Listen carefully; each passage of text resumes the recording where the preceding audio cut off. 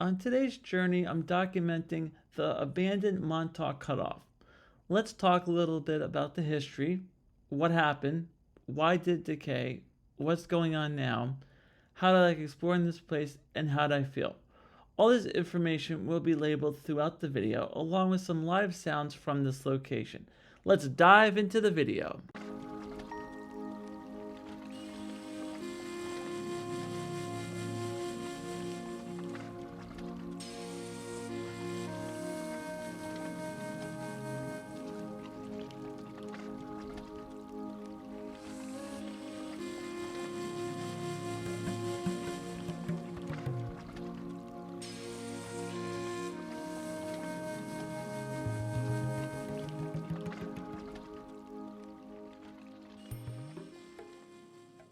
What is the history for this location?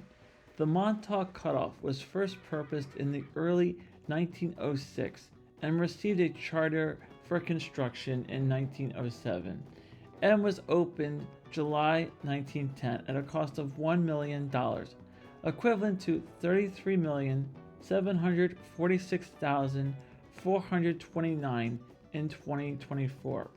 It was originally constructed to allow trains from the Montauk branch to directly access Sunnyside Yard, which was opened by the Pennsylvania Railroad in 1910.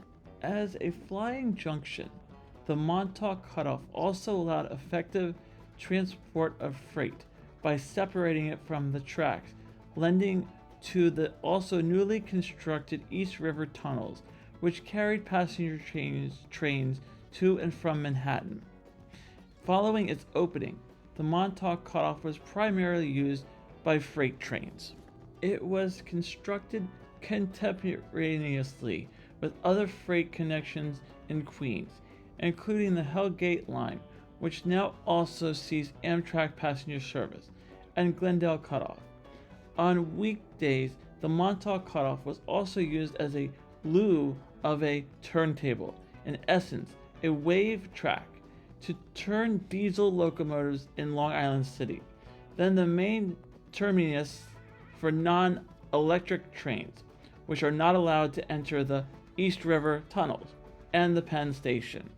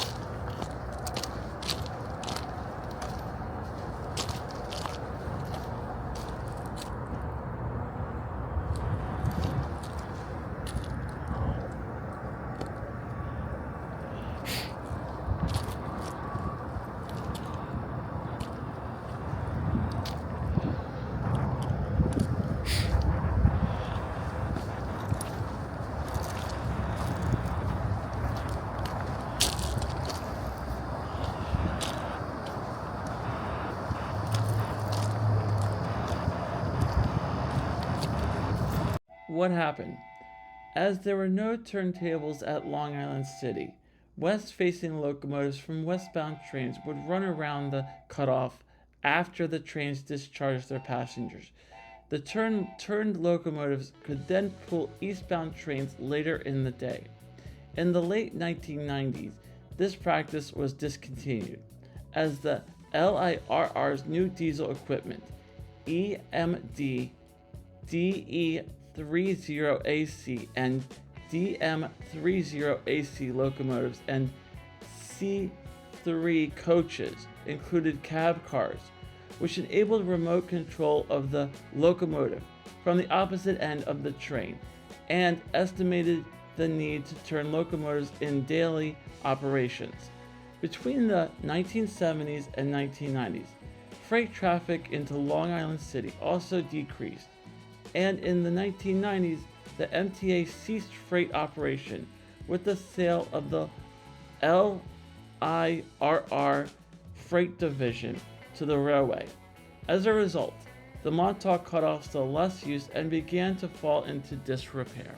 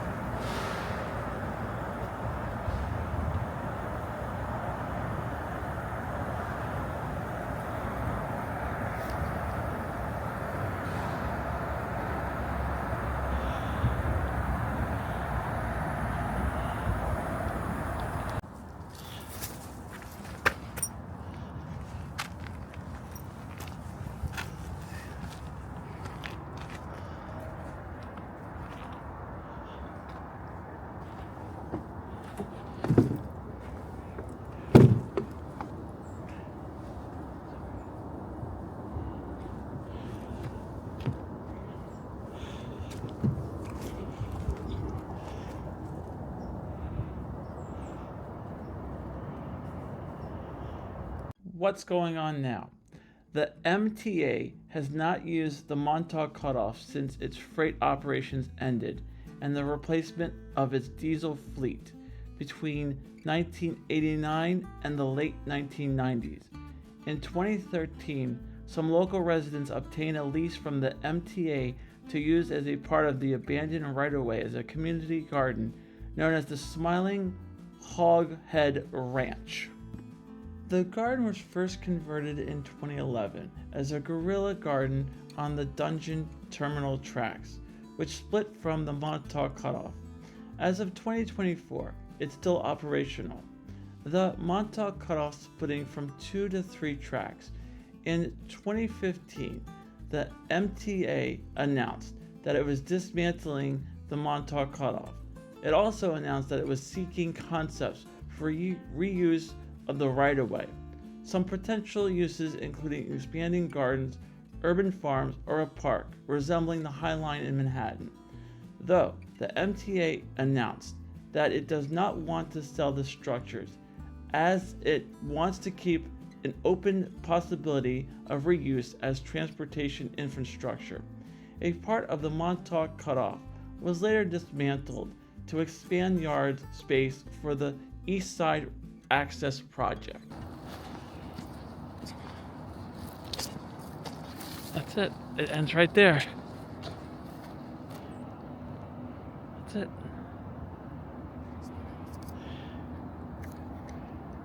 How did I like exploring this place, and how did I feel? Well, I was scared to walk on the railroad bridge due to the height. Yeah, I'm scared of high places. It was a fun place to explore. There are ladies that take care of cats. I was approached by someone. I have no clue what he was saying to me. It's kind of like a homeless camp. I did feel safe here. Thank you for watching my video. Make sure that you subscribe to my channel, like the video, and lastly, don't forget to hit the notification button so you'll know when new videos get released.